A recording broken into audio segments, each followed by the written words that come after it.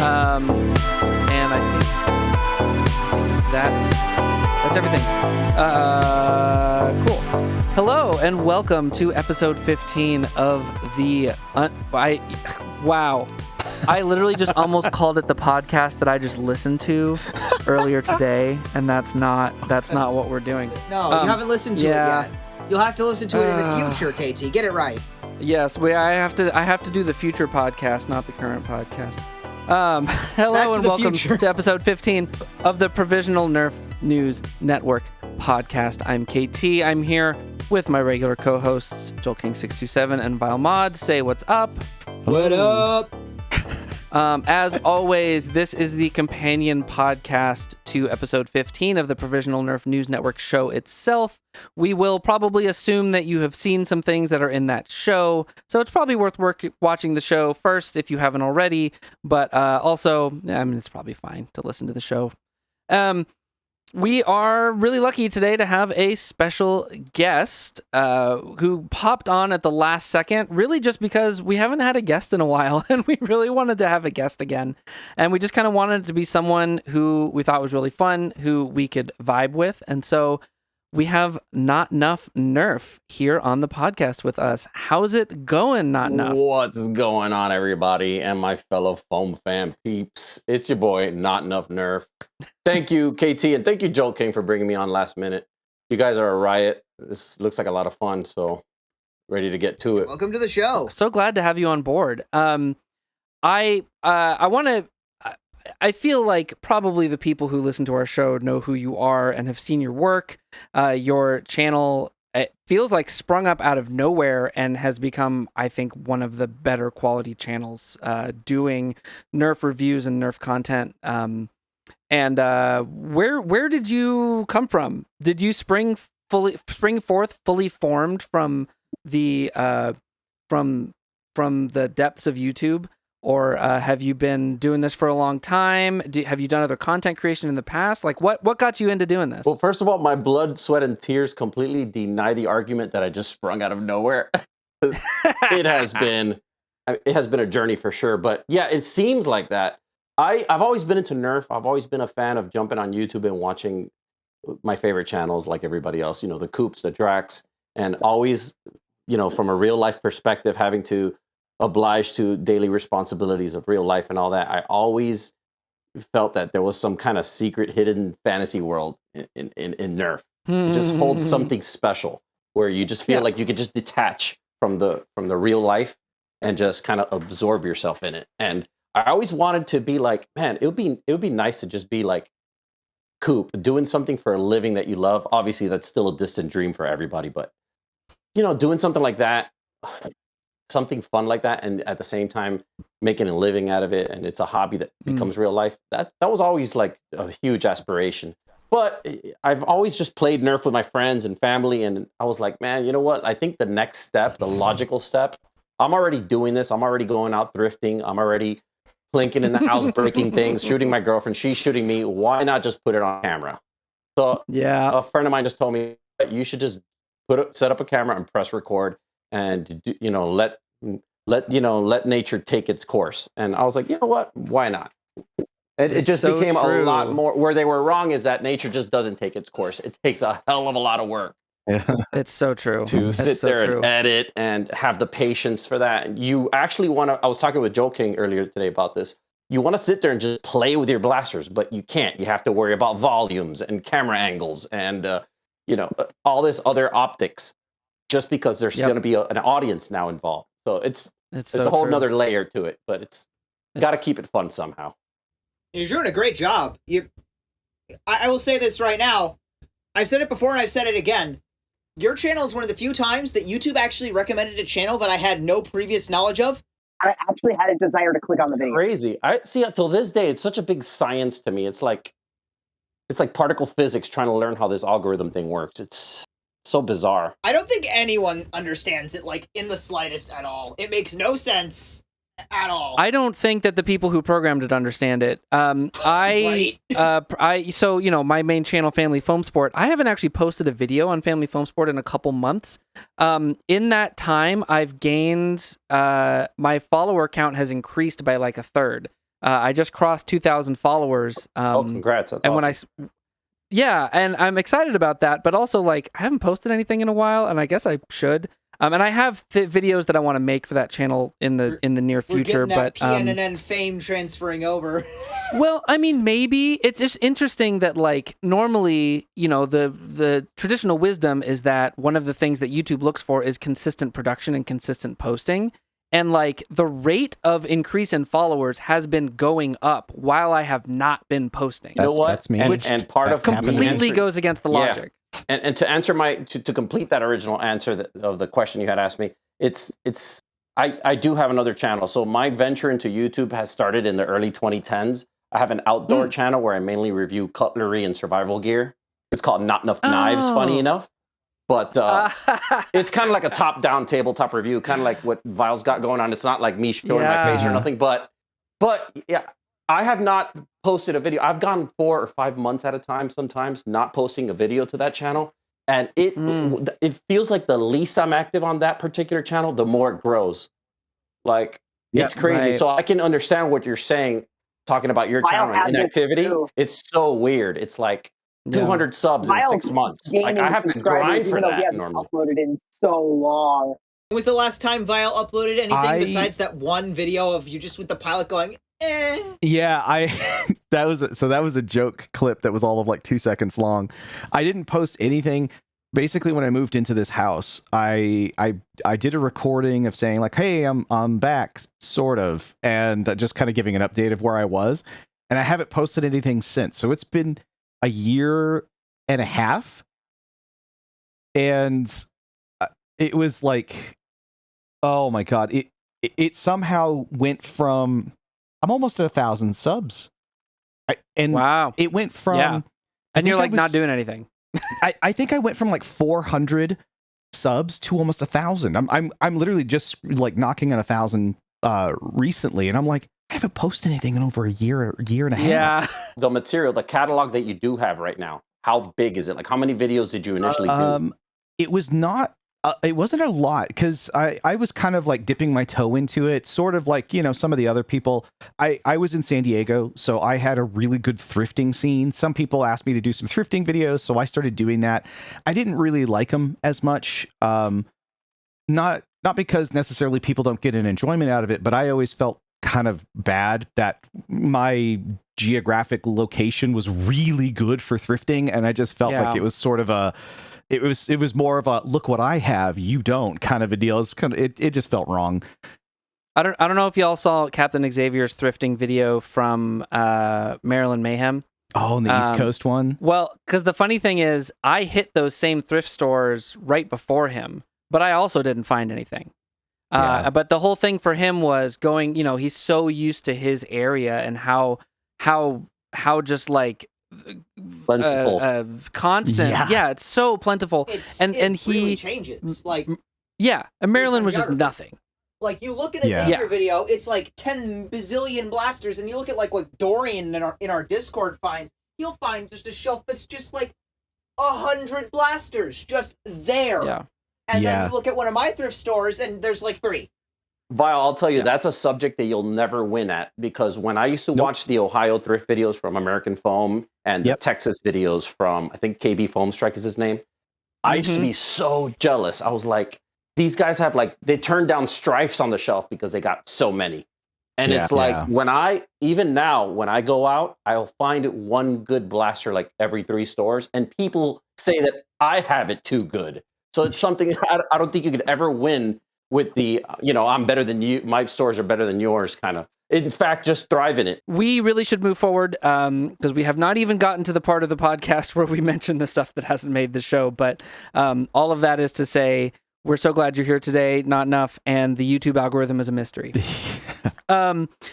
Moving on, we always talk briefly about the things that did not make the show, and what we actually did this episode is we took a lot of the small things that normally wouldn't make the show, and we sort of worked them into other stories. So, we had a lot of different reports of like, oh, this is on shelves now, this is an Amazon listing now, and we just kind of mushed all that into one story, which I feel like worked pretty well. But we did legitimately skip over Dart Zone's glow-in-the-dark gel blasters that are coming out. We knew about them previously, but they are now. I think there was like an official announcement or something. I don't know. We don't even usually report on gel. That's the main reason we skipped it. But if you're into gel, Dart Zone has glow in the dark ones coming out.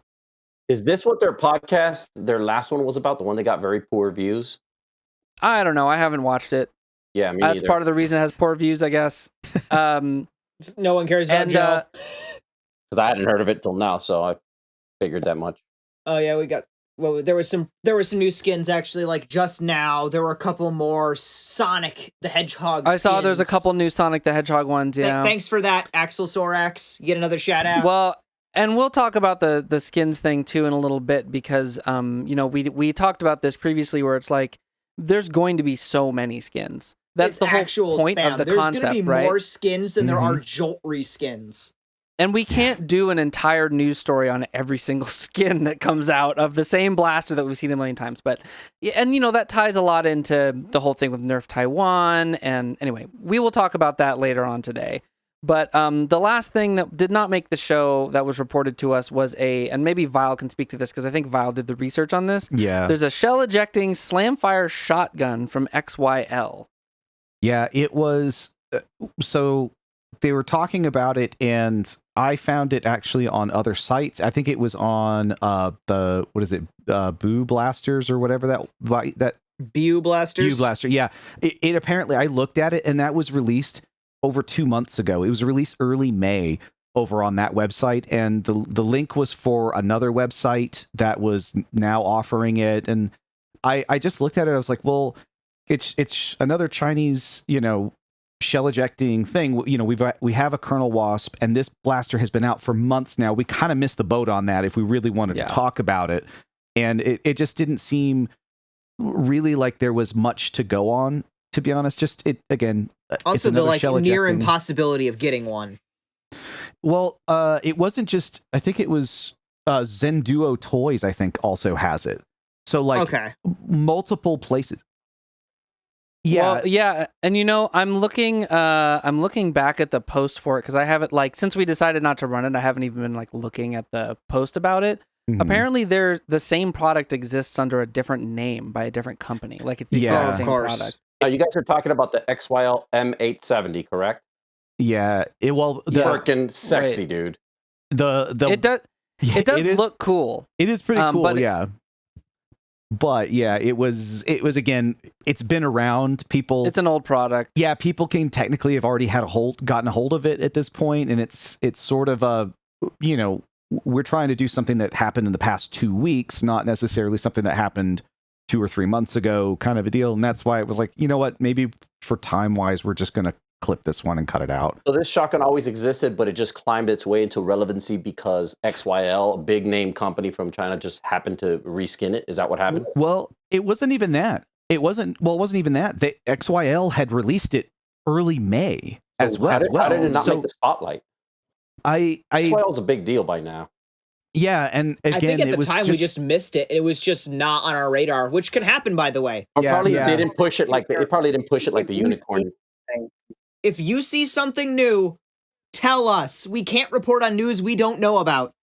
Well, and also, the unicorn has voices from inside the hobby specifically speaking for it, since it was involved with them. Yeah, they had tandem. Val and they had.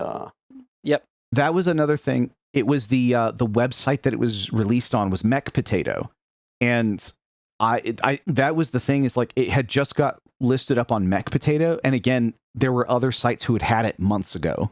So it wasn't, again, it was just one of those things of, well, just because this site's carrying it doesn't necessarily mean it's like a new product, it's just someone. And I even looked at Mech Potato and I was trying to do my research on it. I was like, I can't even order this thing. It doesn't ship to the United States.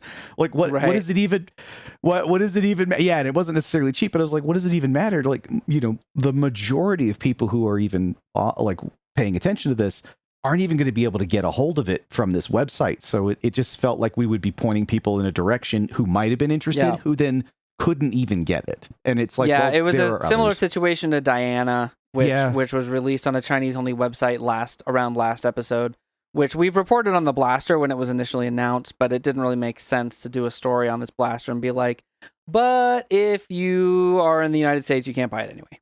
Which is like most of our audience. So it is most of our audience, not all, according to the granted, analytics. but just most. But a lot of it. So, yep, if that was your story and you wanted it, that's why. Didn't make the show.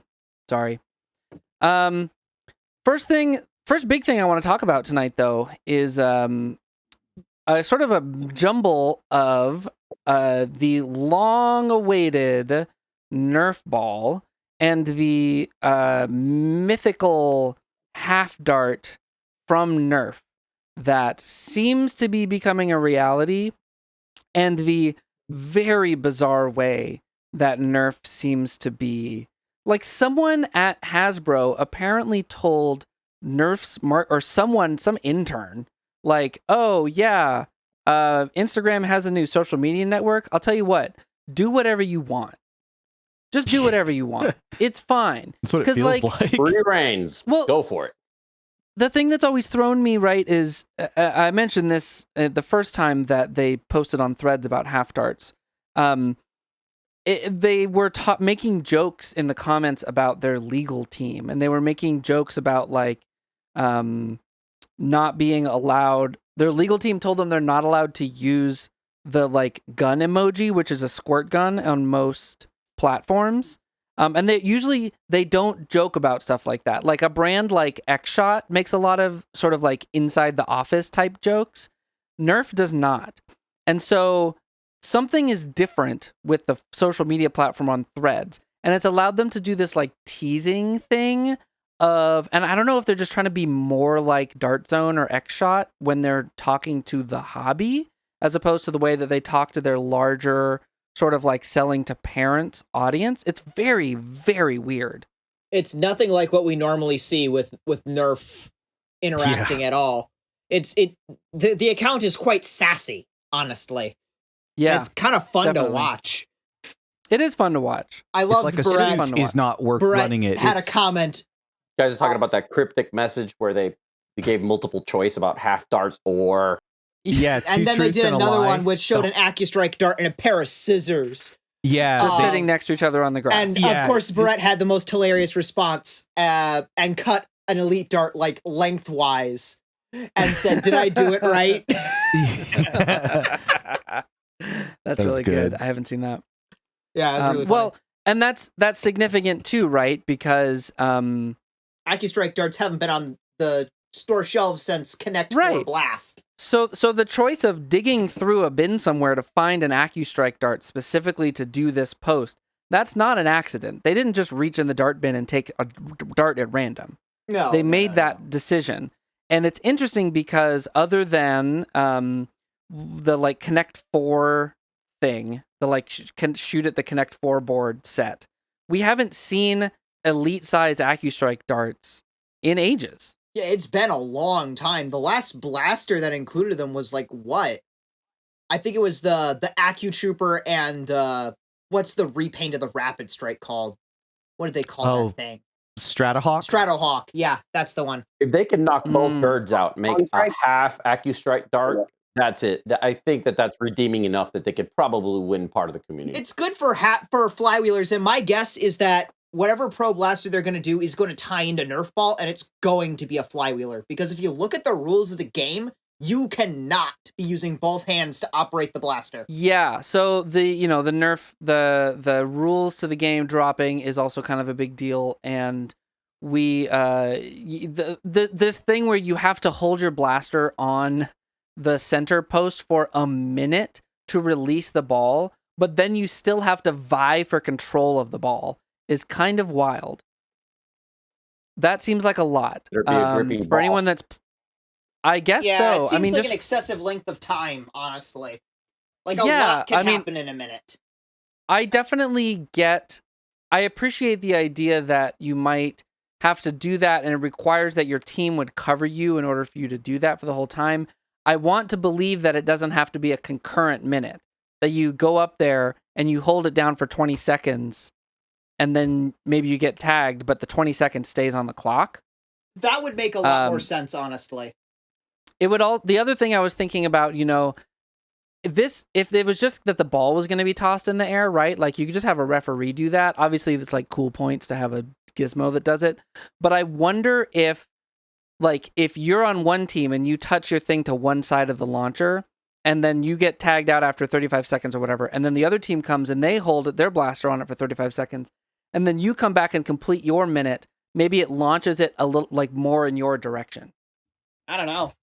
That'd be kind of cool. It doesn't say anything about that here, but this is not even a complete patent. So we can only kind of make assumptions, but it does seem like a fun game type. Yeah, it definitely looks like something cool. Like, I want to try that. That looks fun. Yeah.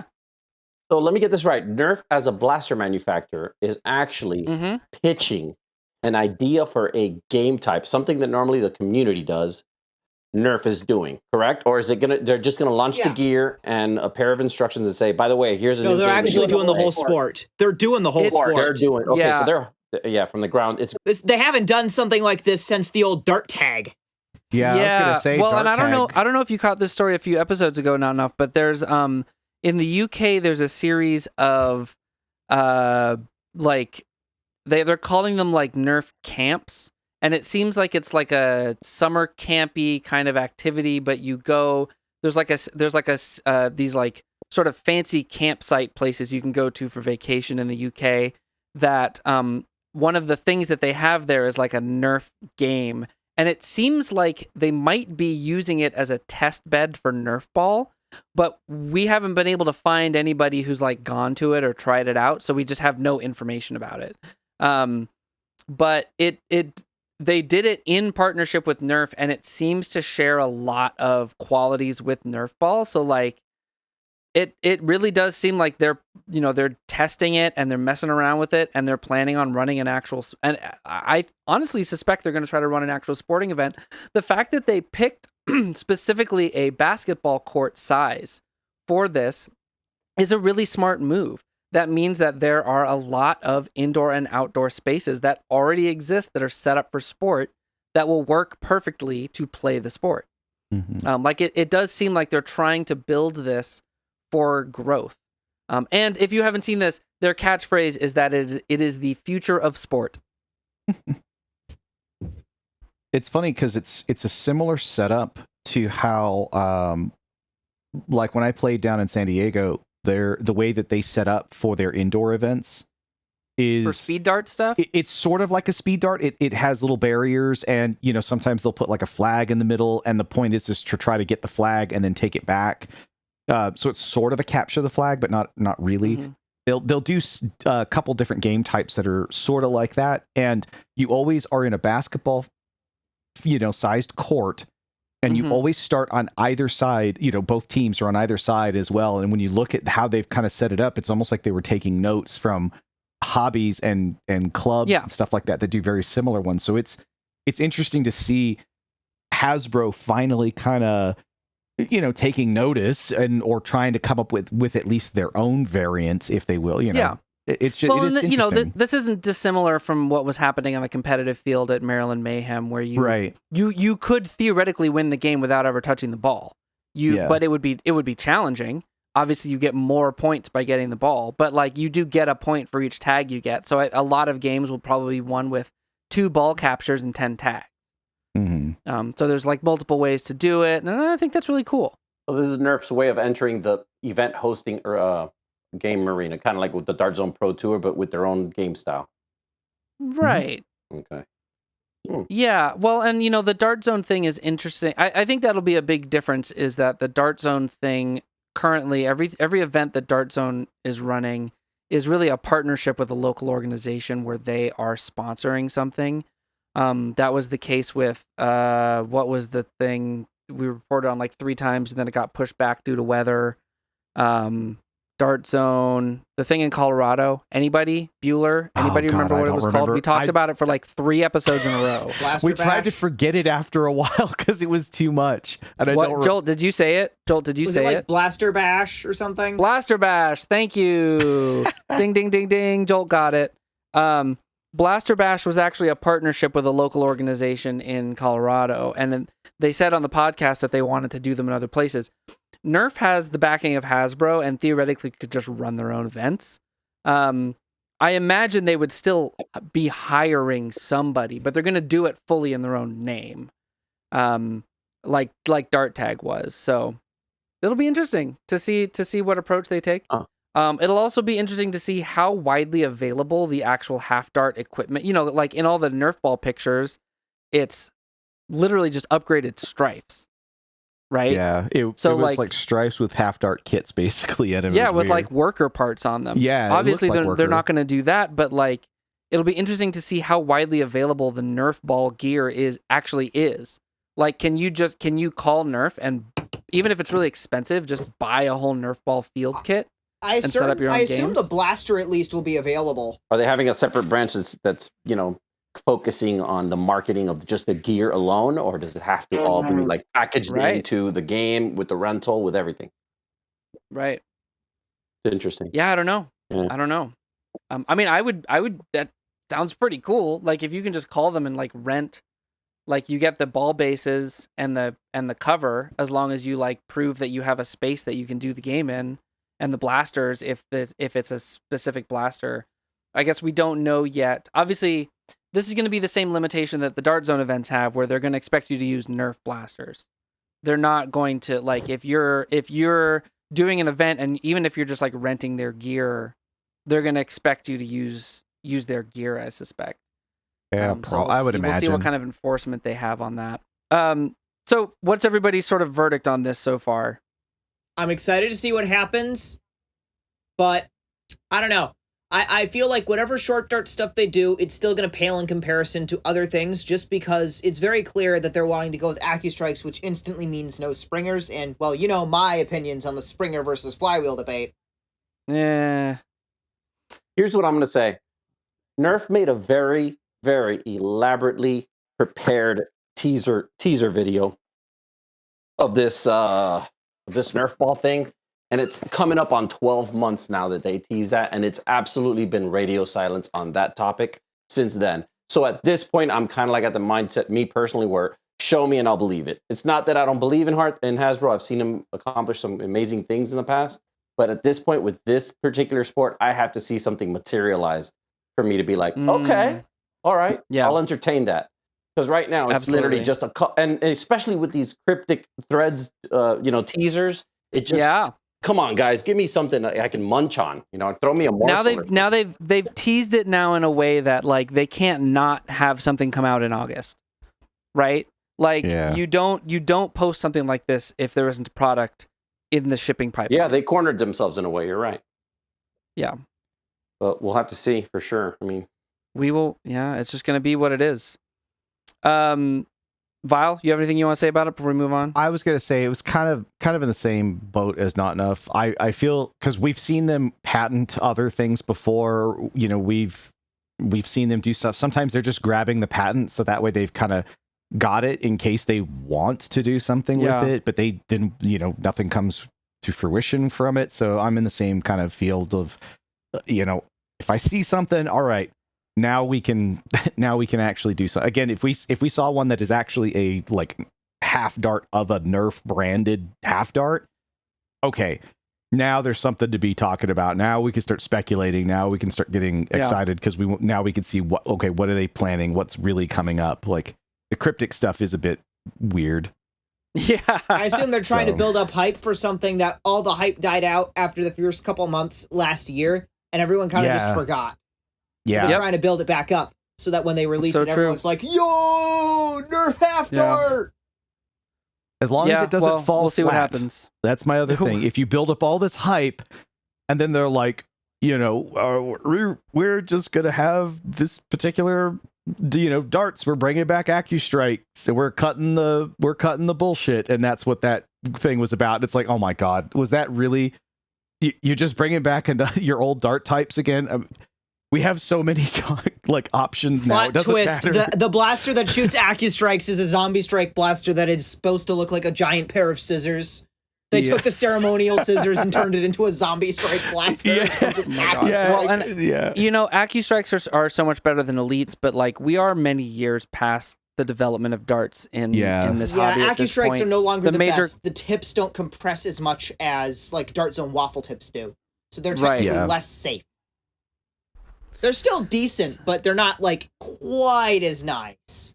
Yeah, but like, you know, it makes sense from a marketing perspective for them to go with the technology that they have, but like that doesn't mean that the hobby is going to jump and chomp at the bit to get our hands on them. You know, we all have bins of AccuStrike, so but whether or not Nerf actually delivers on Nerf Ball, there is another ball in the hobby that is in fact being delivered on, and I, for one, am really, really excited about it. Enough so that I already ordered one. And it's one of these things that I ordered before we report on it because I have a feeling there's only a few currently available because it's still sort of in a prototype phase. But a creator in the hobby who is relatively new as a creator, but as I understand has been around for a while, going by Mostly Harmless, has released the Fragball, which is a silicone Nerf grenade. And I don't know if any of y'all have ever played with any of the like plastic, like airsoft grenades. I have one of the T238 ones. I have like their supposedly timed one. Can never figure out how to make the timing work. It's kind of fun, but like also like I can't throw that at somebody. When are you going to use it? Yeah. I don't want to just sit here and be an advertisement for this thing, but I'm excited about it. Have you seen this, NotNuff? Yeah, it reminds me of those mines, the old school mines that used to float in the water for the boats to hit. Oh, yeah, totally. It's so cute. yeah. It's like, it looks like... Now, does it activate on one of the balls being pressed in and that releases the air diaphragm, or how does it... So the way that it's supposed to work, and we pop video in the show of this, but when you throw it at something, there's enough compression when it hits to make all of the things pop out.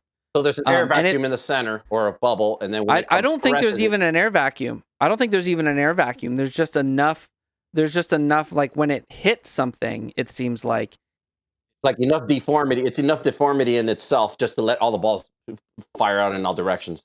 I'm looking at a mini video now of it hitting a tree. It's hilarious. I love it. It's really good. So I'm really excited about that, and I'm really excited about feeling like the hobby finally kind of has a grenade. A grenade. Yeah, that's like the one thing is like every kid wants a grenade for like their... Every kid wants a Nerf grenade. When they're playing military or something, and now you can. Finally. I just want to see one. We gotta have the pineapple grenade shaped one. Just saying. It's gotta happen. We'll get there. I mean, this is still a little bit prototypey. I'm excited to get one, and I can tell you more about how well it does or doesn't work once I get it, but I feel like it's the kind, like looking at it being thrown and it activating, it really does send rounds just in every direction. Yeah, I think Joltking, I think spherical is the only way you would be able to get the effect that it's having now, at least in this prototype, like KT said in this prototype. Yeah, because it's like it's able to literally send balls 360 like spherically. It's crazy. True. Yeah, it's pretty wild. And like honestly, I wonder, like people with more like event running experience than me have spoken about this at length, that like there isn't a piece of equipment that's like game breaking for Nerf really. But I do think that this yeah, there was talk that the Stampede would break HVZ. There was talk that the Nemesis would break HVZ. Right. And none of them did.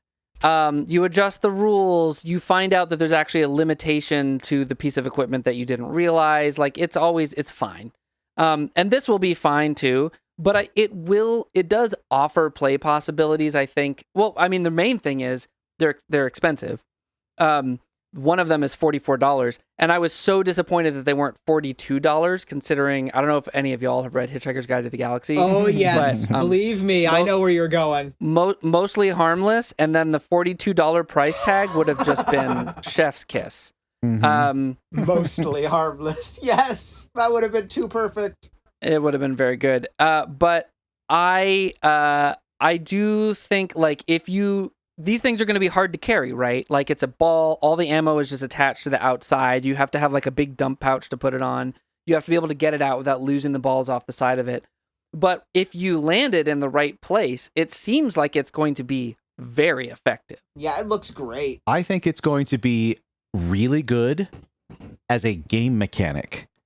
Yeah. As like, as it's set up in, a cup, you have only a few or whatever per field, per game or something like that. And it's kind of like you can get this particular mechanic and use this item. It's like an item that's because obviously it can be pretty, game changing if you threw that correctly, or if one team has it and the other team doesn't, because that I love it. I love it as a thing that you can find and unlock in a game, and then you get a limited number of uses, and then it goes away.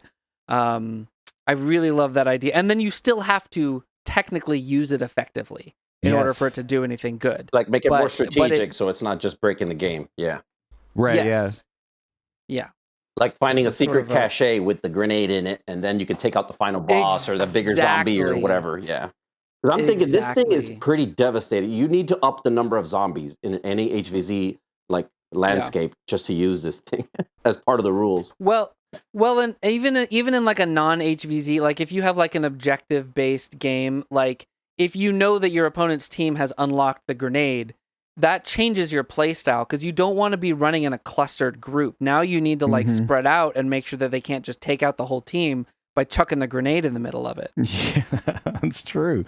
That's what I mean. I think as a game mechanic, it can open up a lot of avenues and a lot of doors for interesting gameplay styles and game mechanics and features and stuff to just add into different things. And it could be HVZs, it could be weird wars, it can be like CQB stuff, even like, where it's got like the kind of like fake buildings and stuff that you do like that. Again, it's the same thing, like clearing a room. Oh, we were able to get the grenade and we've got them hunkered down in a room, we can now chunk it in there. Like there's a lot of stuff you could do. I think it's a fun. I can just imagine the cinematics, like the one guy with the grenade releases it, and then the video slows down to like 2 frames, and everybody's got their mouth open looking at the grenade in the background. I can just imagine it would make good for like that kind of filming too. Yeah, I love it. Like on some PDK stuff, that would be funny. So I'm excited to get mine. I'm excited to play around with it. I don't know if anyone else plans on trying to order one. What is it, like $45 for like 10 of them? Or?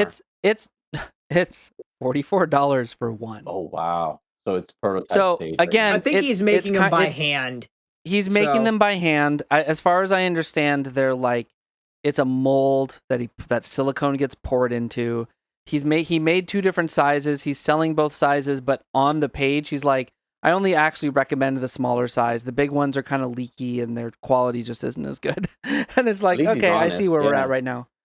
But this is the kind of thing that like I'm just excited about the possibilities here, and I'm like, I kept looking at it and being like, I need to just get this thing. Like I'm way too curious to not support this product and like see what's up. I'm in a position where I can make a video about it. You have to make a video about it. I was gonna say. I definitely will, and I'll put it in kids' hands too, which is my thing. Yeah. And see how because I know that my kids I haven't even told them about it. I'm just gonna bring it to them and just see what they do. I'm really excited. That's gonna be fun. I'm really excited about that. So super excited for the Fragball. And I'm also super excited to hopefully stump the rest of the crew here with What's That Blaster, this game that we always play on the podcast where one member of the team, today it's me, picks an official Nerf blaster and reads a slightly modified version of the official description, and the rest of the team tries to guess the name of the blaster. If they guess it without using any lifelines, they get 4 points, but there are 3 lifelines available. They are the original release year of the blaster, the original retail price of the blaster, and the original stock capacity. And yeah, I'm picking today, and we have a guest today, and you can score points. They won't really do anything. But you are welcome to guess along with Vile. So what do you guys do with the account of points that you keep on record over time? Like we cry about how far Jolt is ahead. Okay. So it's just bragging rights. Okay, I got you. Yeah, Basically, pretty much. Yeah.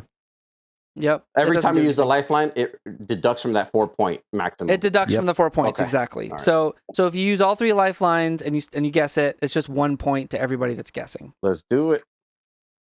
Everybody's ready? Yep. All right. So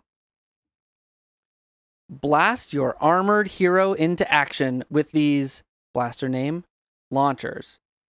Load up the ammo and pull back until you're ready to fire, then press the button to send your blank type darts 15 feet in the air.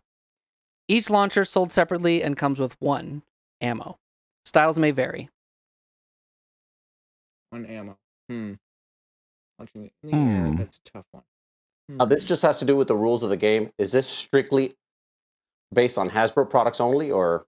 This is all Hasbro products. Okay. This is all Hasbro Nerf products. What's coming to mind to me are those weird Joltoids that were for, like, I believe Iron Man 2. There was one for Iron Man, one for War Machine. And they'd fire these, like, figure darts. But that would also came with a secondary dart, so it would come with 2 darts, technically. So it can't be that. I'm thinking it's definitely some kind of tie-in of some kind, I'm thinking. That's a tough one. You might have beaten me, KT. Music to my ears, Jolt. Could you read it again? Because it's that beginning part that kind of got me. Yes. Blast your armored hero into action with these name launchers. Load up the ammo type and pull back until you're ready to fire. Then press the button to send your ammo type 15 feet in the air. Each launcher sold separately and comes with 1 ammo type. Styles may vary. Yeah, I think you're onto something here, Joel, because you're armored hero and you're blasting your armored hero into the air.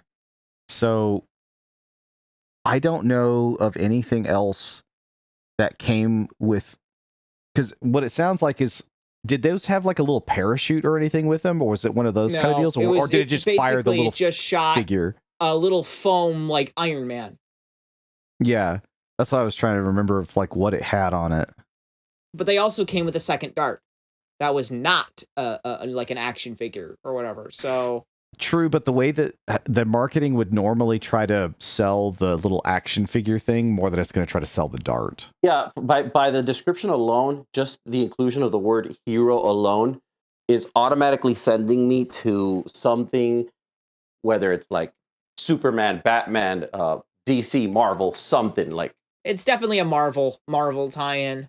Yeah, they did all Marvels. DC was Boomco, and I don't know if they did anything else. I don't think they've done anything else since. Yeah. And they're calling it a launcher, not a blast. I mean, I don't know if they call launcher a lot of things more than just blasters, but normally when they talk about launchers, it's something that doesn't really assimilate the shape of a pistol or like a conventional blaster. It's normally something that you wear sometimes. I don't know. I don't think it's a wearable. Yeah.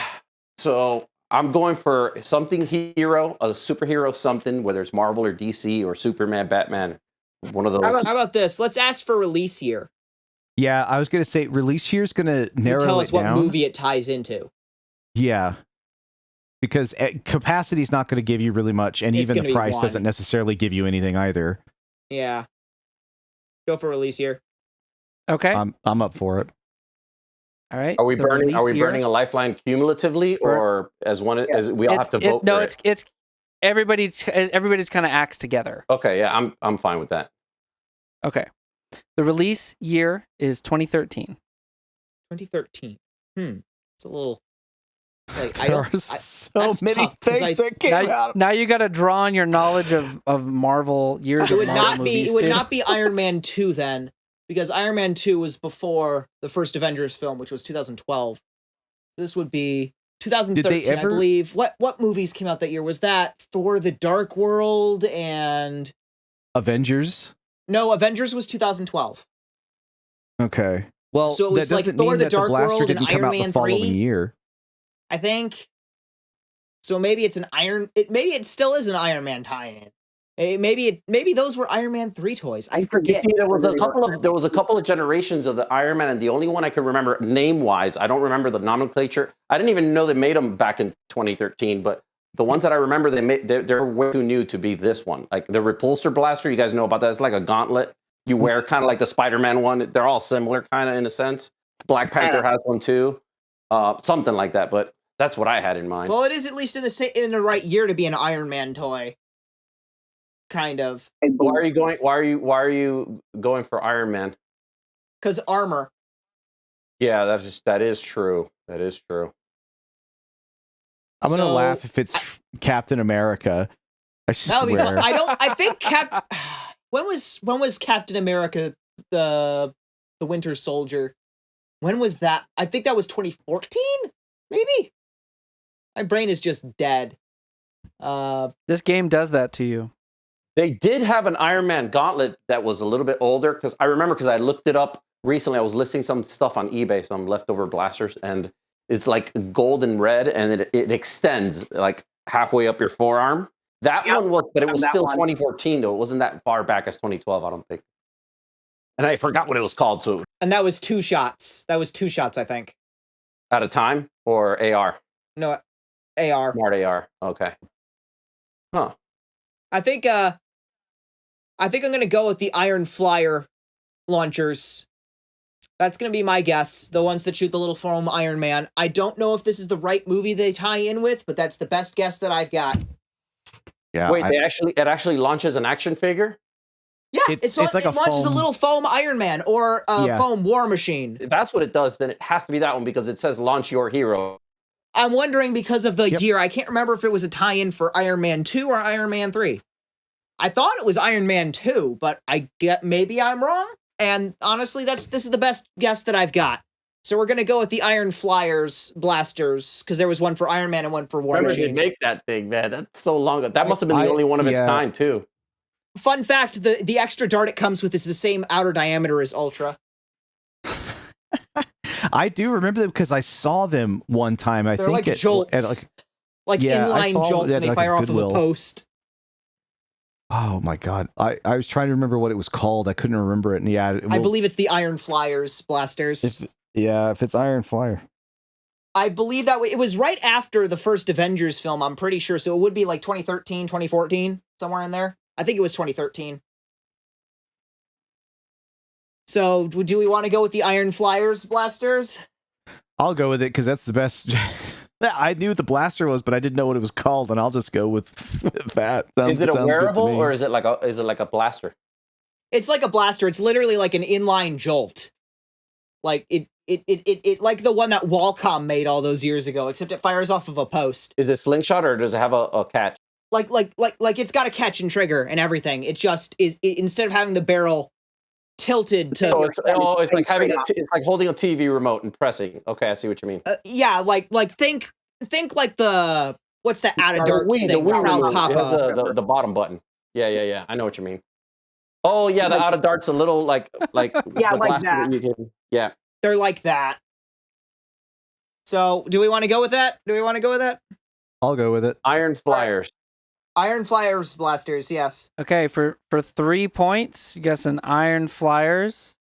Yep. To quote the Nerf wiki, the Iron Flyers are Nerf blasters that were released in 2013 to help promote the film Iron Man 3. You are correct. That is the blaster that I picked. I'm going to drop a picture of it in the chat for your reference.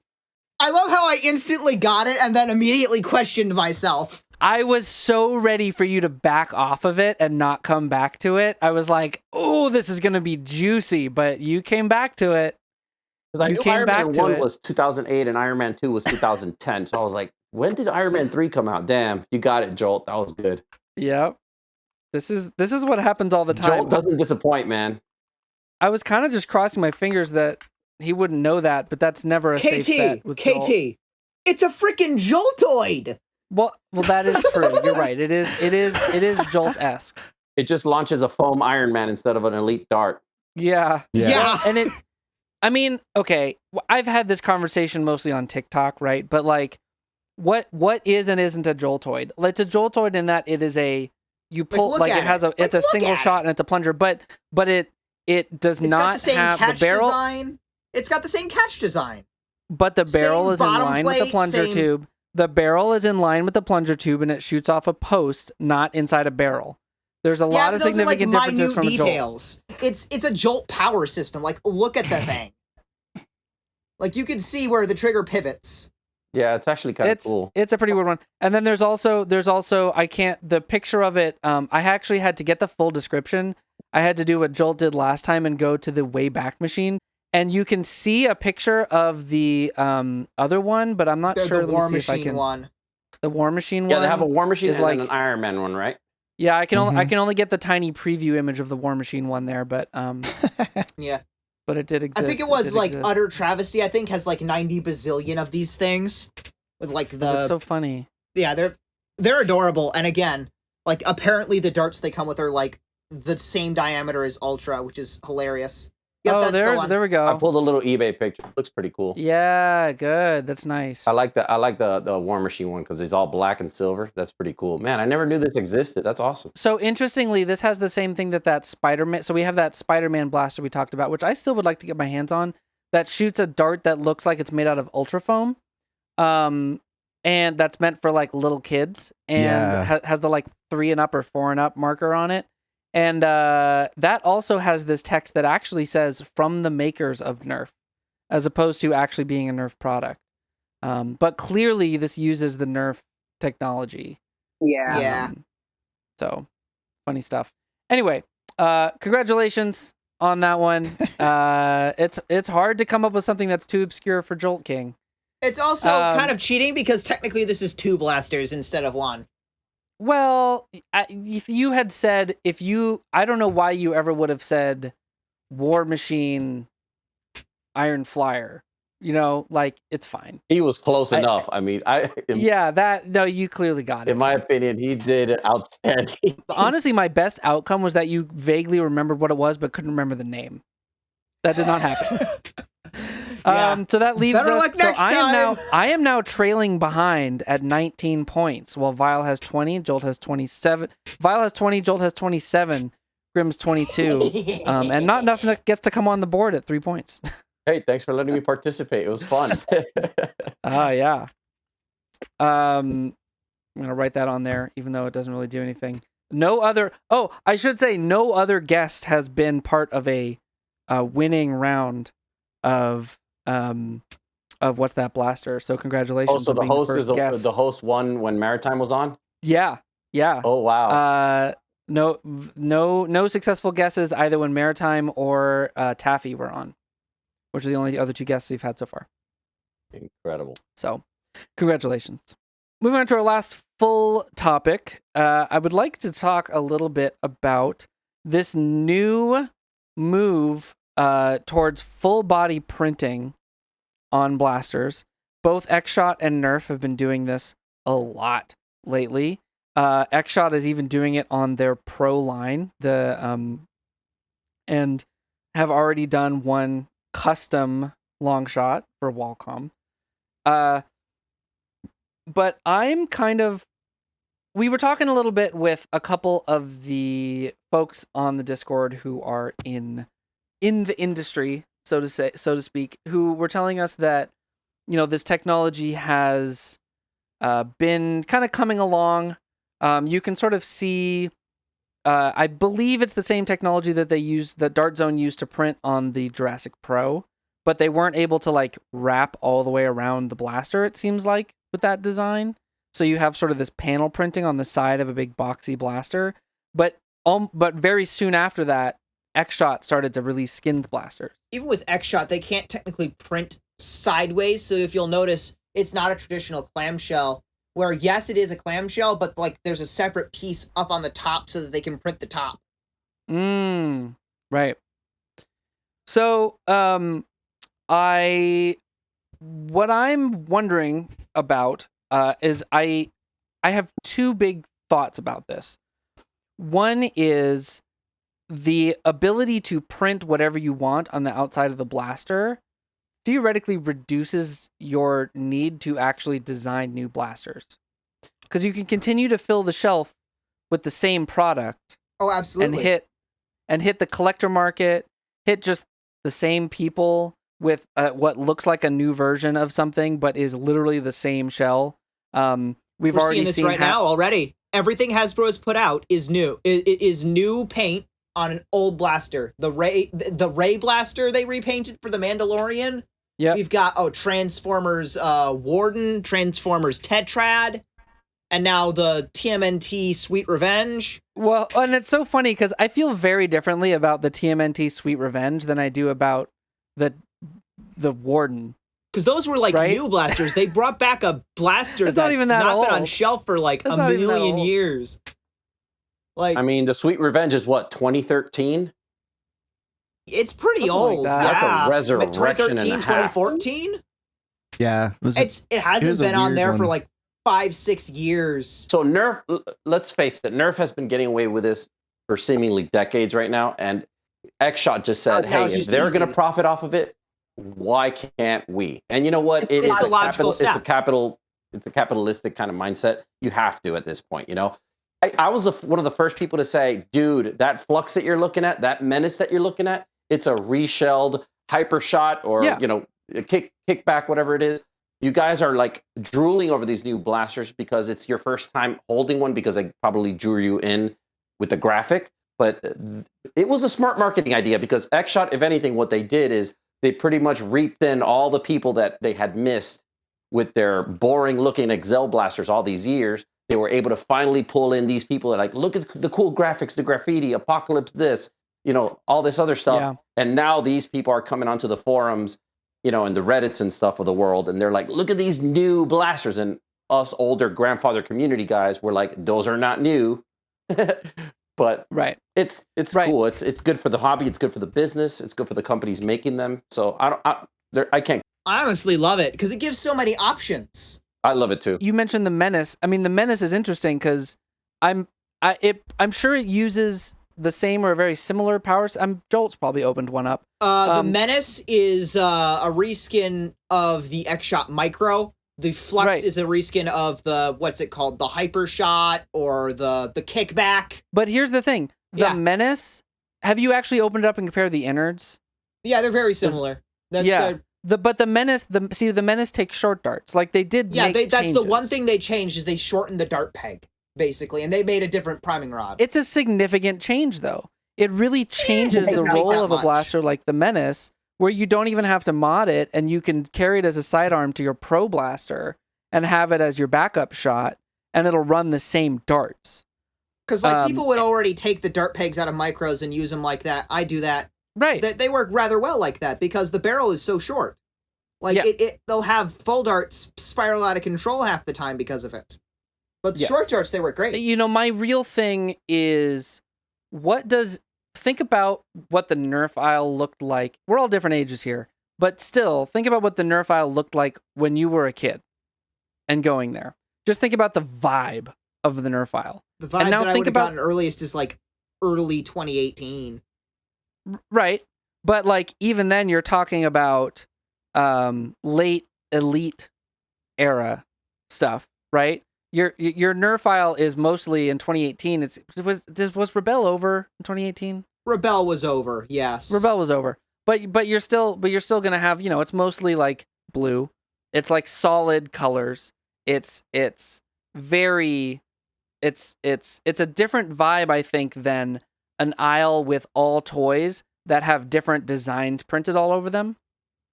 I'll give you my take on it. I'm probably older than most folks on here, more than I want to admit. Actually, you're only older than We me. can compare notes after. I'll tell you what, though. But this whole, you know, multi-graphics kind of interface that they're doing now with these blasters, this delivery of having a different face on every blaster and constantly changing that works now.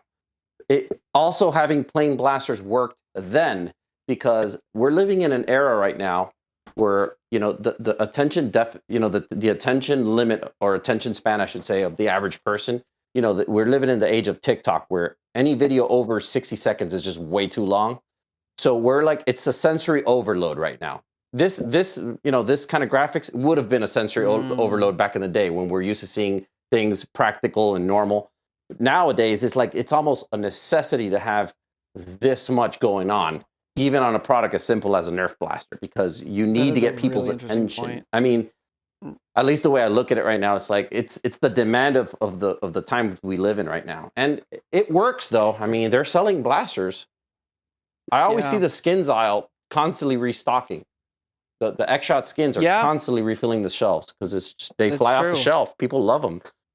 The biggest do. worry is that it turns our space into a if it commodifies the space where basically like what happened to water guns, where there's no longer very much innovation, where it's just the same thing over and over again forever because it will keep selling. Yeah, it's sad. Right. It's funny. I was making a video on that. I have it on pause right now in production. I was going to make a video about, whatever happened to the Slamfire water gun. Like everything went Slamfire for 10 straight years. All water guns. They stopped doing the stored air tank. There was a patent by Lonnie Johnson. I believe they weren't paying him well enough or something, and he revoked their use of that patent. Yeah. Which good on him, honestly. Like, yeah, totally. Yeah, Yeah, he I've was heard, using I've that heard, money I've heard to about fund that. I've his- heard about that story. Yeah, he was using that money to fund his research laboratory because he still does. He was a rocket scientist basically. He Right. was an engineer. Like he was using that money to continue doing his research and stuff. And it's like, yeah, look, you absolutely should be paying him. What the hell? Yeah. But yeah, it is an interesting thing to see. I think that it's kind of something to worry about, but at the same time, we're seeing skins being put on new blasters that we've never seen before. Xshot is getting into the pro scene, and even with the blaster, like we've seen a lot of people already strip the ink off of it and paint them and do all this stuff, and they look really good. Like they're not just boxes; they're really good looking blasters. Is it like actually. a hydro dip that you could just boil it off? I think you have to sand it down to really? I know some people just painted right over it. But I have heard that certain I think paints do Gopher it. found, where it would react with it, and it would kind of like... It feels solid. Like it doesn't feel like it'll come off easy. Yeah, it does have some paints do react with it. So, and that was what Joel was saying. Iron Gopher was recently has been painting one, and he found out the hard way that it reacted with paint. I think it was an enamel paint specifically. So if it's an acrylic paint, I don't think it had problems, because I've seen other people just paint them and not like really pre-sand or sand it all off. So I think it really depends on what it is. But, you still are seeing a lot of these companies still coming up with some new stuff. Granted, I know Hasbro's kind of been missing the mark with, some of the Elite 2.0 stuff. There's still some Elite 2.0 stuff that's been a pretty decent hit, right? Like a lot of us like the Double Punch. A lot of us liked the Blitz Fire. A lot of us liked, Moto Blitz. or Moto Blitz. That's what it was. But there's still a few things that they're coming out with that people do like. It's just that if you can put the graphic on it, sure, even if it is in the same idea of they're trying to get the attention, they still have to give you something that's worth buying, because you can, even the Xshot stuff, kind of where it's at, it's not a bad blaster. Their plastics are questionable if you start to mod them a little bit too heavy, but they're pretty solid for the most part. Like they were pretty solid little blasters regardless, like out of the box. I believe I've seen at least one person so far break their plunger rod. Yeah. Yeah, I've seen that too. It's like, okay, you took that's the one thing, is that I don't understand why everyone looked at the Xshot long shot, saw how weak the plastic was, and you know what we should do? Let's put a K25 in it. Yeah, but you're talking about a blaster that if it's the only thing you can get to in a game and you got to go and run and gun, you're not disappointed. I mean, you're shooting 80, the lowest. It's a good performing blaster, like in its organic. I'm just saying, it's just funny. It's just funny that immediately after seeing the poor quality, everyone's like, let's put a beefy freaking spring in this.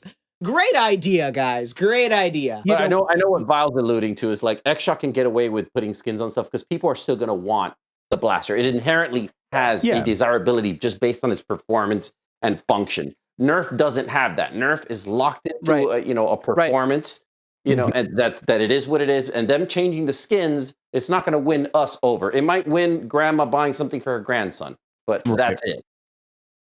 And that's what I'm saying, is they'll keep doing this and stop funding the research for new products, in theory, because they're going to make a lot of money off of these skins. So why should they make a new design when they'll make just as much money with the same stuff? Nerf is a lot stronger in the collector territory, partly because they have the backing of Hasbro, which is more of a historic toy company. So they can get away with things like the Mandalorian blaster, where Star Wars collectors will buy it, regardless of what it actually Even though the thing is. like literally breaks. And it's but there's a really big difference, I think, between printing literally a picture of the characters on the side of a flat paneled blaster like Ray's blaster versus a blaster like the X-Shot Longshot, which has a lot of greebling, and the print design is designed around the way that the shell is designed. Even, because even with like the Sweet Revenge, I'm excited to see a Sweet Revenge. I have nostalgia for the Teenage Mutant Ninja Turtles, but it is an existing blaster, and the Sweet Revenge, there were already versions of that blaster that had printing on them, just not at this level of detail at the time. We had the like purple wing designs and stuff printed on the Sweet Revenge on versions of it.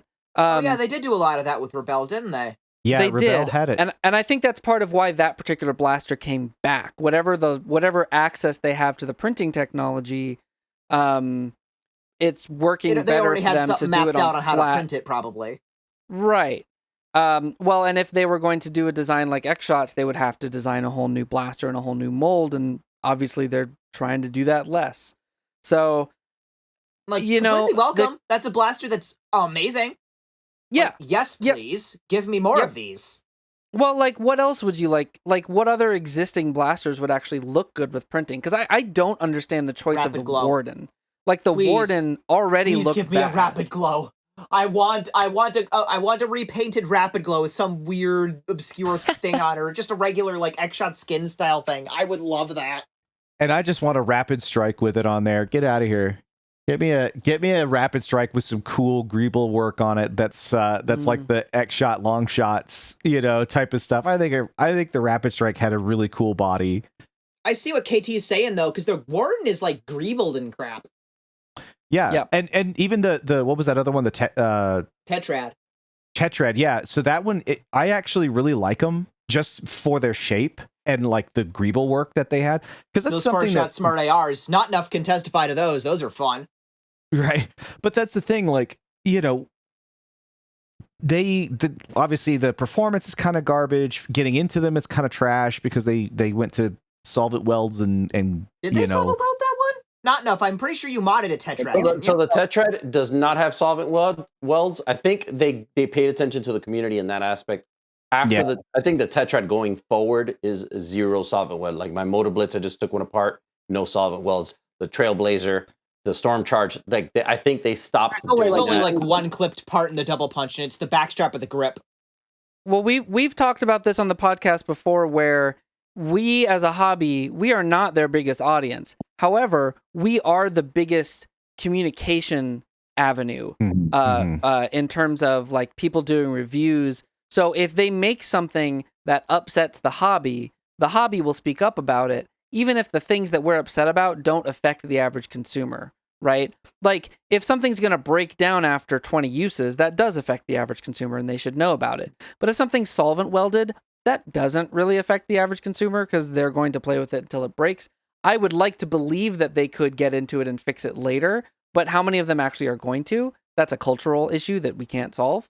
But I think they recognize that if they do, like, the cost to them, like the cost savings of solvent welding a blaster, probably they're realizing don't outweigh the downsides of the lost sales because of the negative reviews that they get from hobby members, who then all kinds of people watch their videos. Mm-hmm. Yeah, you're right. So I think that's a big part of why partway through the Elite 2.0 thing, the solvent welds suddenly disappeared. Yeah. Well, I think, like my point really about it was, even though the community really took a lot of kind of hatred towards kind of the direction they were going with clips and solvent welds, what I was more kind of getting onto was the, if you look at the designs on the blasters and the greeble work, they were actually doing some pretty fun stuff. Granted, some of the grips were kind of trash, but like the turbine actually has a really cool, front end on it, and some of the greeble work on some of the stuff looks actually kind of neat. Like, there are certain points to it, and it, at the end of the day, what is that? It's a reskinned Rapid Strike. Well, what about this one? Well, that's a reskinned Retaliator. Well, what about that one? Well, it's a reskinned Strife. We're gonna keep seeing a lot of reskins because there's a pretty kind of formulaic setup for how you're going to build a blaster and what you're going to build it around, and they're going to pull from a lot of this. Everybody is, right? X-Shot, even the Moto Blitz is technically old blasters. It is a Raven with a Hornet on the front. Exactly. Yeah, exactly. And that's the thing. Like you're doing a lot of this stuff, and they're going to rehash it. So I think when it comes to innovation, you're looking more at what are the gimmicks, right? Like the easy that just popped up on the shelf out of nowhere. Like nobody was really seeing that come. Nobody knew that was going to pop up, and it's this weird top lever action thing. And Busby's always been known to do kind of weird, goofy blasters and gimmicky type things. It's not that Hasbro doesn't do it, it's just that they're further in between each one of them. And especially when they got rid of things like air tanks or different types of propulsion methods, you know, when those were big for a while there, we saw a lot more gimmicks, but as those kind of trailed off, the gimmicks kind of got less and less. And, you know, those gimmicks also kind of help to create unique or weird blasters, right? Like look at the entire Max Force line. Most of that stuff was like, it was weird plunger tubes with a, you know, some kind of rubber hose going from the plunger tube to like, you know, 2 or 3 different barrels out of nowhere. And, well, because you know, when Dino Squad came out, people were like, oh, it's a return to like older Nerf. It's like, but then the Dino Squad blasters are beautiful. But they are all effectively reskins of existing blaster mechanics. Exactly. And, you know, there's... Actually, one of them did something different. One of them did. Yeah, but the thing is, that was if that was the Tricera Blast actually did something different, where it was Hammer Prime with the spring inside the actual plunger tube instead of in the grip. Yeah, that's the one. That was an interesting one, because I tore mine apart and I was like, huh, that's so weird. But you know, at the end of the day, it's not that they don't necessarily try something new, but you know, the community as well, not just the community, but even just general market, if they don't buy it, they're probably not going to invest in making more. Like we saw the you know, what was that other line? It was the Alien Menace or whatever. Alien Menace. That died because Toys R Us died.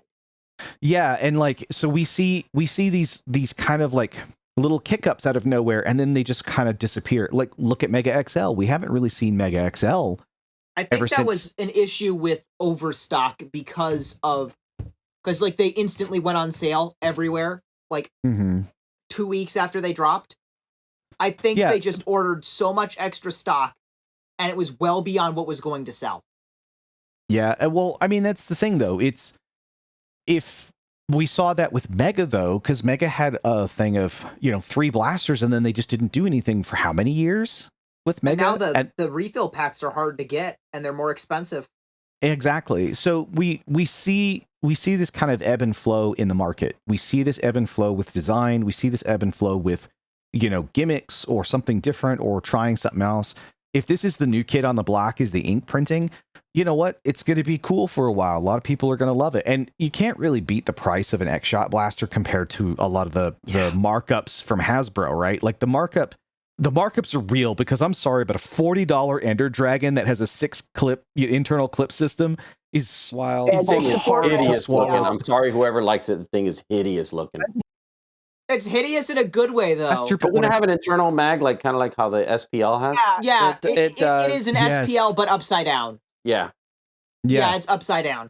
I wanted one as a joke, and when I saw the sticker price, I was like, "There's no way. I cannot justify that, because the markup you go to was Target so now, ridiculous." All that stuff is $70. It bites them in the ass. It does. It catches up to them. Yeah. All that Ender Drag, you know, all the little Dungeons and Dragons. Like I was talking to Jolt King the other day, the little yellow. The cute little dragony one, the Jolt one. That had for like $1. $3 from $11 to $3. And what was the other one? The regular Ender, the dragon one, the crossbow dragon. All the Dungeons and Dragon ones you're talking about. Yeah, that thing was like $33. Like that's why nobody bought it, because they were like, why am I paying for something that, you know, I could just I have the green one and the red one. Man, they're bad. They're so bad. They're kind of like they've languished on my docket of things to do videos about, and I'm probably just never going to do it at this point, because like the hype is over. Movie's gone. The movie's gone, but also like it's interesting because like they are interesting design wise, like they do interesting things, but not in a good way. And one of them is a worse Diamondista, which was already one of the worst blasters Nerf's ever made. So it's kind of like whatever. Yeah. Isn't the Diamond Yeah, Disa but basically that one like a looks fun. charm version of the Chewbacca? Kinda, yeah, with a cheese grater grip like the Messenger has, and it performs a little better. I call it Alpha Strikey grip. But It's Yeah, like absolutely. skeletonized. Yeah, except it's like worse, because there's even less It's folds. it's bad. It's bad. But it does perform a little better than the Chewbacca bow. The Chewbacca crossbow, for those who don't know, is a single shot stringer, and it is the worst ever. Period. It shoots like 10 feet. But yeah, KT, I just wanted to circle back to what you were originally saying about the Greeble that's actually symmetrical to the blaster versus just slapping a drawing like they did with the Teenage Mutant. I couldn't agree more. Like when the long shot came out, I was so happy because I saw the symmetry with the way that the graphics aligned with the body of the blaster. And I was like, please make more of these. And Yep. that's why with the few skins, I think FaZe Clan is just one of the few other ones on the Last Stand and maybe the Griefer, where it's it makes such a difference when the graphics actually flow with the lines of the blaster, whether it's a sci-fi, alien effect or whatever it is, just make it flow. That's my kind of graphics that appeals to me. But I understand some people want the splash of graffiti or whatever it is. Some people like that wild expression. And I think that's what they're aiming for, like initially. Just express Well, and yourself there with have your been- blaster, There have been Yeah. a few of the X-Shot designs that have managed to do a little bit of both, where like they have the like lines that do the thing, and then the like splashy thing that like Abstract goes that across all it, of a and sudden, yeah. it looks like those cool like mods that people do with like they like very carefully like do all the lines in the blaster, and then they do like a splatter paint effect across the whole thing that is so sick. And like X-Shot has touched on some of that Kind of kind like of Mad concept. Max steampunk mix, kind of. Yeah. Well, that or like, I mean, I really love the idea of like, okay, I did this blaster and it's all in very like, kind of like grayscale colors with a bright like highlight for safety or whatever, and then I splashed a giant like purple and green like like you put the spray paint in the cap and you like fling it at the work so that it does the like splatter effect. Yeah, I know what you're talking about. I love that kind of look. KT's and like going into old X-Shot Game Boy is kind of game touching on that with some of the territory. graffiti designs where like you see all the stuff that outlines all of the like fake hardware on the blaster and it looks very like mechanical. Yeah, and then it's got Joltking, this who was like the guy that was doing the Borderlands Sharpies to the blasters, making them look all cell shaded? That was so I cool. forget. There's a I few. He was forget. foam blasted in Germany, I think. Marcus, maybe. I think he was one of the ones that did it. Gopher did that on one as well. It was an integration of a Ultra 2 with a Chronos grip, or not Chronos, Chaos grip. Sorry, and he did a cell shaded look to it. It looked really good. He literally called it Cell. That's awesome. I like that. That's great. So, yeah, I mean, I think that there's a lot of hope. I think there's a lot of hope for this new design style. Just time will tell, I guess, where the companies actually take this technology now that it's available. I think it's interesting that Dart Zone, they did that. They did the Jurassic World one, and we haven't really seen them use it again. Use this technology again. They clearly have access to it, but I wonder why they're not as involved in it as Nerf and X-Shot are. But we'll have to see what they decide to do. This is not part of the program, but I just want to ask you guys real quick as a guest. Yeah, hit what your us. opinion Hit is.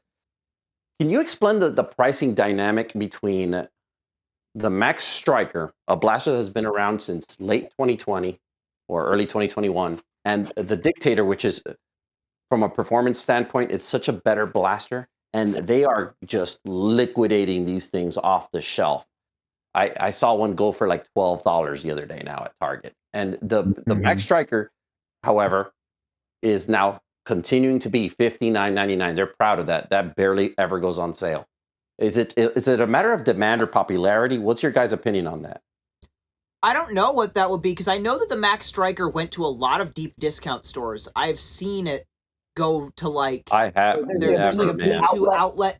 Are you kidding? I've seen Max Strikers go to like B2 outlets. I don't know if you have those where you are. I would assume they probably popped up at like Ollie's too. I do not have those, but I have Ross and Bell's, which is kind of like the equivalent, I guess. But See, I used to have access to Ross, and sometimes I see stuff at. We don't have that here where we live now. We do have like TJ Maxx, and we have and sometimes I see a lot of X-Shot at like TJ Maxx and Marshalls, but we also, like where I live, we have the tiniest Target ever, and there were some Max Strikers on the shelf when we first got here. They have never been restocked. And I was amazed to find the Max Outlaw today at my Target. Did not expect to see any of the new stuff show up anytime soon. But there it was on the shelf. So my experience here is kind of skewed just in terms of accessibility of new product.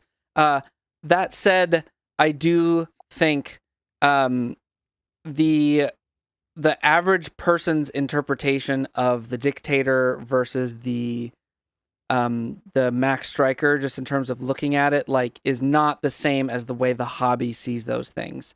We have seen all the reviews. We have probably handled both blasters. I would prefer to take a Dictator into a game than a Max Striker. I could do either. I prefer the Max Striker over the Nexus Pro, but they're actually not that different. Nexus Pros have never gone on sale where I'm at. They are original asking price.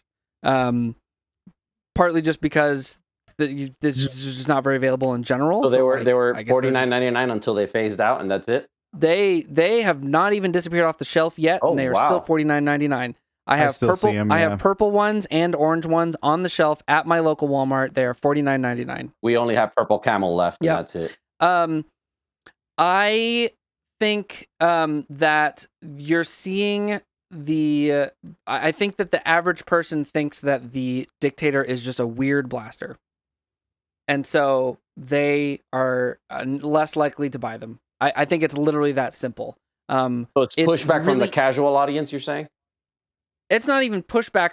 Well, I mean, yeah, I guess it's just that we see through the like weird loading mechanisms and stuff, and we see the benefits of a blaster like that. And we also in the hobby, we have very little reason to buy a Max Striker.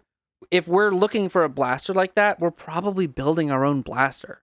You know, right? Or you have a modded Nexus Pro, which is the Striker is just marginally better than it in stock form. So yeah, exactly. And I would also rope the Tomcat into this because, the Tomcat had a weird situation with the accidental fire sale that they had when the first thing they first caught came that out. quick though.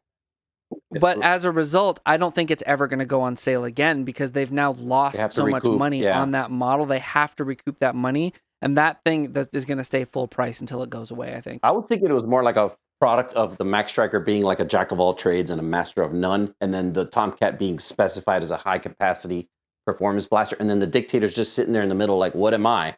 I think that could have played a part in it as well. Like, not everybody just wants to switch over to a strict half dart platform that has this weird sideways loading or whatever it is. That's also pretty true. Maybe. I always wonder how much of a selling point the half to full dart flexibility of the Nexus and the Max Striker really is to the average user. It's surprisingly high. Like when I'm trying to convince someone who's like casual Nerf, they're like, does it take the mags I already have? Yep. Yeah, I made a whole video on that. So it's definitely a big deal.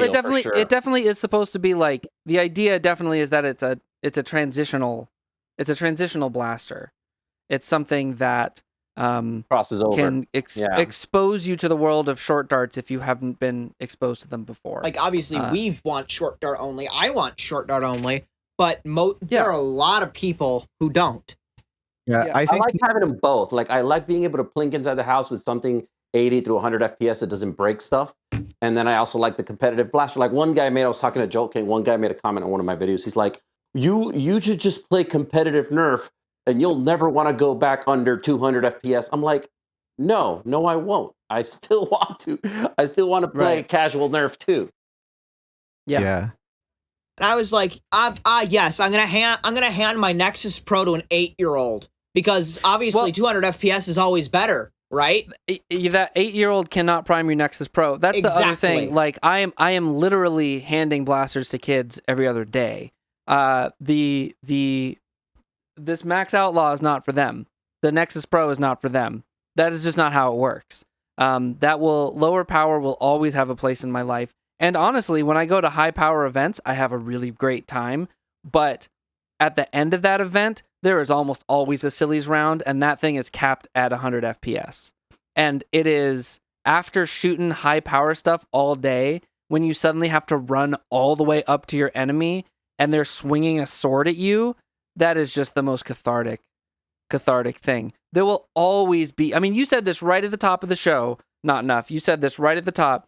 Nerf has a very special place in between sport and role play and just play and all these things kind of roll into this one hobby and this one scene in a way that airsoft and paintball I don't think can in the same way. Like the kind of, you can have a lot of competitiveness and all the silliness in the same event going on at the same time, and you don't see that in a lot of other places, and I think that makes this sport really unique and special.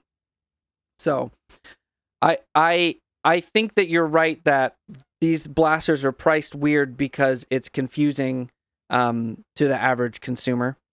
That it's hard to see where the dictator fits into the overall scheme of things. But I think our sport and our hobby is that diverse, and that it takes a lot of education. It takes a lot of educating people to get them to kind of really see everything that exists. I kind of just want the hobby to continue to have appreciation for both kind of play styles, the casual and the competitive. It seems like everybody is in such a hurry to just, let's evolve already. Let's all be half darts only. And I'm here like, no, guys, I still like my full-length Thunderbolt. I like that Dart Zone is still doing this because we could still play that. I know Brandon Diaz had a video that he came out a while back now. I think it was called Why I Nerf Instead of Airsoft, or Why I Switched to Nerf. And he even talked about it in that video very elaborately, more than I could ever. And he was talking about how even short darts, having just short darts only is kind of like an extreme thing to do right now.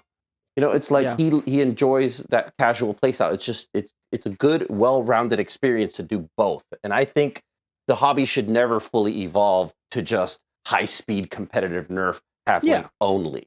And I've said that in my video, and I stand behind that. I think I'm carrying the torch in a certain sense, because even vets of the hobby, you know, Wallcoms of the world, they're like, nope, I am completely 100% ready for short darts only. And I'm like, yeah, but I still enjoy the original darts too. I don't know, I'm weird like that, but. No, I still enjoy full darts. I may never use them for like wars or anything, but I still enjoy them. Hey, I'm a mega fan here, okay? I'm over here just using mega darts, and everybody's like, oh, full and half. I'm like, just get mega darts. It doesn't matter. TLDR version, I enjoy my ballistic ball blaster still. Like, I just like everything, you know, it's all fun. It's all good. So, wow, it's almost like incredibly based. You do not have enough. You can't have enough Nerf. Well, I'm getting to the point where I got enough Nerf, so I'm gonna have to change the branding here in a few. I've had to offload on eBay. I was talking to Joltking about I think a lot of us are shrinking our collections right now, which is kind of a whole other topic that we don't have to get into. But I think there's definitely a lot of redistribution going on, I think, in the hobby in general. God, I can't believe Coop was able to offload. His most collection must have been in the thousands. It was a lot. Yeah. I don't know. Yeah, some of it capped up there pretty high. So yeah, some of it got pretty high. To cap off our podcast, because we do got to go at some point, we, despite how much fun we're having right now, I always like to pose a hypothetical to the crew to cap things off. And today, the Sharp 92 is starting to appear. It's the first in Nerf's Retro Limited series, which are remakes of vintage blasters. And the Sharp 32 seems pretty cool. Jolt's waiting on his because he bought it on Amazon. Did we lose Jolt, or is I'm or is right he here. just? Oh, are you just stewing in silence because you're angry at Jeff Bezos? Yes. Yeah, that's fair. I'm coming for you, Jeff. That's right. You better watch your window. You didn't deliver my Sharp 92. When was it slated to arrive? It still says it's supposed to come in December, even though they're starting to show up from Hasbro Pulse. So An Amazon Amazon order which is delaying you to December? They're saying they haven't changed. I don't understand it, because like people from Hasbro Pulse, they're getting theirs now. Well, like, and I don't want to digress too deep on this, but it's kind of funny because that has been our complaint in the past. It's literally the opposite of what has happened historically, which is you order from Hasbro and Pulse, and they make it sound like you have to pre-order it from Hasbro Pulse if you're going to get it on time. Otherwise, like, you may not even get to see it because it's limited, because that's in the name. And now it's literally just on Hasbro Pulse. It's just there. You can buy it right now. Yeah. I might actually do that. I do think that that's pretty funny in a certain way. But anyway, here's just what I want to know. If you could pick any vintage Nerf, it does have to be Nerf brand, or at least I guess it could be Laramie, because Laramie is owned by Hasbro as well. We're talking vintage now. in the sense of vintage being automatic 20 years. Well, I would say think anything so. pre-End Strike. Yeah, anything pre-End Strike that you would like to see Nerf do in the retro series. What would you love to see come back? And remember that, the Sharp 92 has been modified to use a modern dart, right? Yeah, so, it has a more modern power system, but it's a really good look. So like what is a blaster that you would love to be able to just take off the shelf and have it be upgraded to modern standards and released in the retro series? I'm the VIP guest, so I'm just going to go ahead and barge on in and go first. Do it. I would love the Tech Target Eliminator, but modded for half lengths, or obviously a hybrid design with, I guess a shorter dart post or whatever that can shoot both, if possible, if that can be done. It might have to ramrod a half dart, something like that. I just love the shape of that blaster. I know it's real close to the Sharp, and they probably won't do it because they'll be like, we already have the Sharp. Why are we going to bring the Tech? Yeah, but it's Joltking got knows that really why I love cool. the Tech. I haven't It's found got one that great ever. sci-fi. Never It's found got that one. great sci-fi look to it. They're so good. Wait, didn't they make a streamlined version too? They made 4 versions of the Tech Target Blaster. There was the old Mega version that came in 3 different logo variants, where the only difference was the logos, and then and those were all in 2003. Shows you how many logos they went through that year. 2006, they made a version for micro darts, which came with like a couple of whistlers. I have actually that version with the box. Yeah, it just came with like whistler darts, and they were modern. Well, then there's a chance they might still bring it, because if they made a streamlined version, they wouldn't bring it back, because they'll be like, well, people should just find the streamlined version. Yeah, those are probably more common. I just love the shape of it, but yeah. They're excellent blasters. I love them. They're great. Okay, Jolt, I know you have an opinion here. Oh wait, Vile, was that you? What? Nothing. Go ahead, Jolt. Whoever has the next one. This is a tough one, and it comes down to a couple different blasters. Okay. For me, one that I would love just for the good of it existing would be the Ratchet Blast, because for those who don't know, the Ratchet Blast was a blaster from, I believe, the Cyber Strike line. It's a 4-round internal revolver, and it primes with the handle, so you like flick it, and you can prime it that way if you're careful. Think like the Boomco Whip Blast. It was really cool. One problem. They shatter like glass because they have I believe in the Transformers community, they call it gold plastic syndrome, where basically the plastic degrades over time and it becomes incredibly brittle. And and the entire shell is made of that plastic. It was thin to begin with. So basically, if you get one now, it dies within like 3 shots. Well, it seems like such a cool blaster. I would love to see it come back with plastic that won't decay after 5 minutes. I think it was a victim of too many moving parts, because most blasters that have that, even the underlever ones, like the Scavengers and such, just all the mechanical gears inside, just it didn't have gears. It was actually like a direct pull. Like the handle moves and it pulls the plunger rod with it. It's not geared. It's a quite fascinating design. But the other blaster that I would love to see, I would love to see the Defender T3. I make no secret of it. I love that blaster. It is great, and the top half can fire Mega XL really nicely. So, come on, Hasbro, give us a Defender T3. I would buy that. Joel, how do you know so much about some of these blasters that are older than you? That is a very good question. You see, I have way too much time, or at least I used to before I got a job. Okay. I just absorb information. Come back at him in a couple years and see how up to date he is. That's remarkable, though. I like that. That's pretty awesome. How about you, Vile? Razor fin, but barreled for Mega. That's a good one. That's a good one too. Razor fins are pretty base. That's a very good one. I really, again, I said it Max Force earlier. I love a lot of the stuff in the Max Force line, and the Razor fin is such a fun blaster. and I think that it would be perfect if it was barreled in Mega, because they should be able to get enough power out of it to be able to fire those. So with modern, hands down. you could put a big shock in there The probably. Razor Fin, the one that had the trigger that was like the handle, you had to squeeze it kind of like a hose, like a water hose. It's an internal revolver, and it's shaped like a fish or something. It's a fish, and when you squeeze the back handle, the spines come up. The spines come up on the top, and it had a bottom prime in the handle because that's where the plunger tube was. So and then cool. it was a 2-shot AR. And they could easily make it much better now. Okay, I see what you mean. Because they have like smart AR technology now instead of the internal revolver, so they can make it so much better. Yeah, I don't remember exactly. Yeah, it said it was supposed to resemble a piranha, but whatever. It's a wonderful blaster. I have one. It was I 2 love that barrels and a 1 barrel, like it had a storage directly under the like chin of the fish thing. But I just really liked them. I they're such goofy blasters, and again, I really think those in a Mega. And you know what? I might have one, and I might just do that mod myself. Do it. Yeah, you can't just make a spigot and put a mega over it. It's chambered in old Mega, so you'd have to get a new barrel. Yeah, it's close enough that I could probably just... And I actually have one with a broken barrel, so it's perfect fodder for it. Already done. We're going to do it. Oh, I got to go find it. Do you have one? Do you actually have one to work on? Oh, yeah. Oh, man, you're lucky. Those things are so hard to find now. I have a lot of vintage stuff. I swear I see those things on eBay all the time. Yeah, but I find them thrifting. Yeah. But this is Vile just having them because he found them at a thrift store that one time 2 years ago. Oh yeah.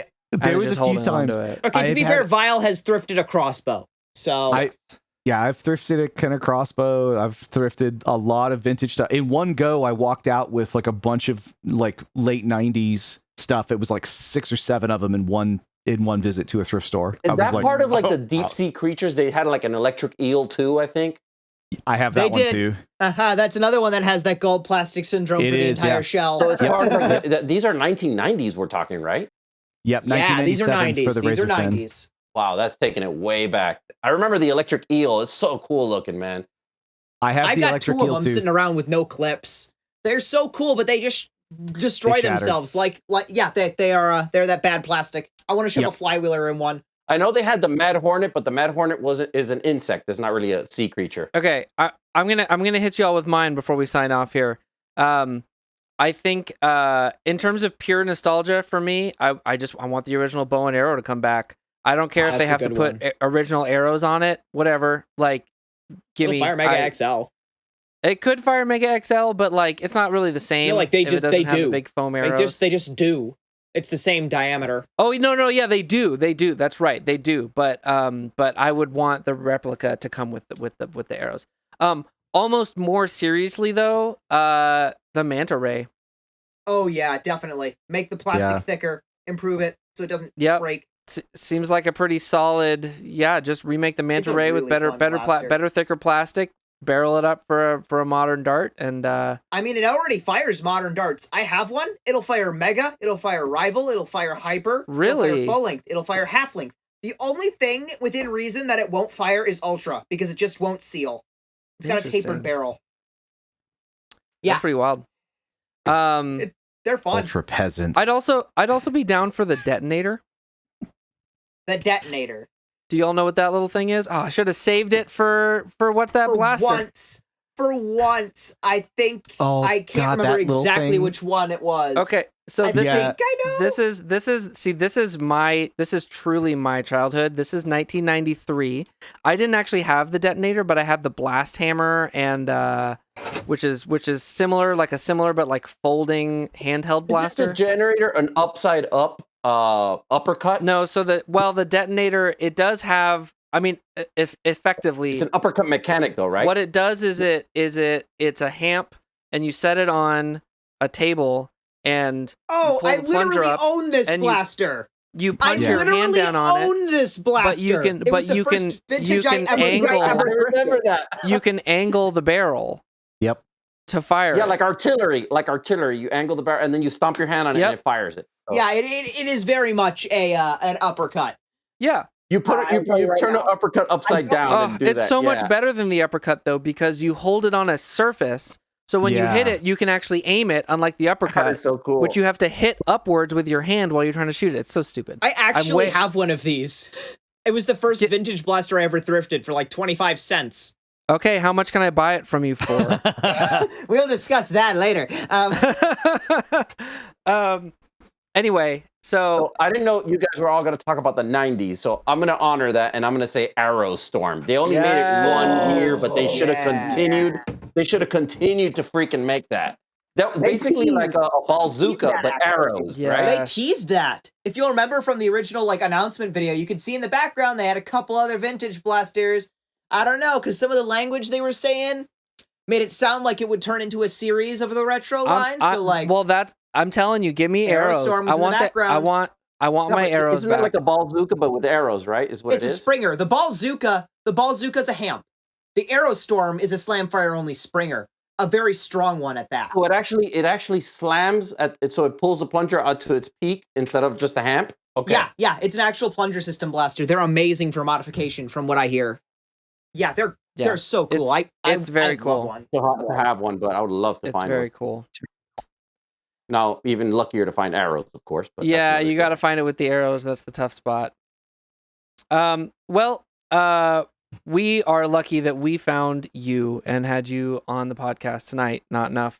Thank you so much for being here. We're lucky we found the end of the show because we could talk forever. We absolutely could, but we're going on 2 hours. We haven't had a podcast this long in a while, but it's been really, really great spending all that time having you on. Yeah, I had a lot of fun with you guys. Will you please, for anybody here who has made it to the end of the podcast and doesn't already know about your awesome channel, please tell people where they can find you. Thank you, guys. Yeah, we're not on all socials, but we're on Instagram as @NotNuffNerf, Twitter or X now @NotNuffNerf, and of course YouTube @NotNuffNerf. So give us a little sub, give us a little like, check out some videos. I appreciate y'all so much. This is a great community. You guys are family. I appreciate you having me on the show. We'll have the links down in the description, of course. And as always, if you're listening to this on Saturday, be sure to check out Vile Mod's stream on Twitch, going on probably right now.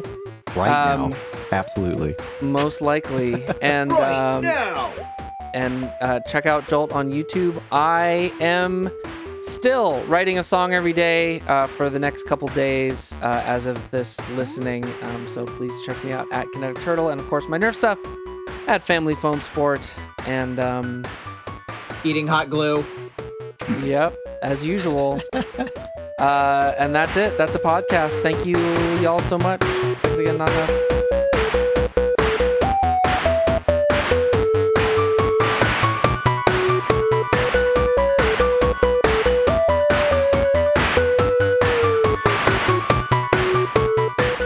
Guys, catch episode 15 if you're looking at this before you see the news. Catch episode 15 of PNNN. Let's get it.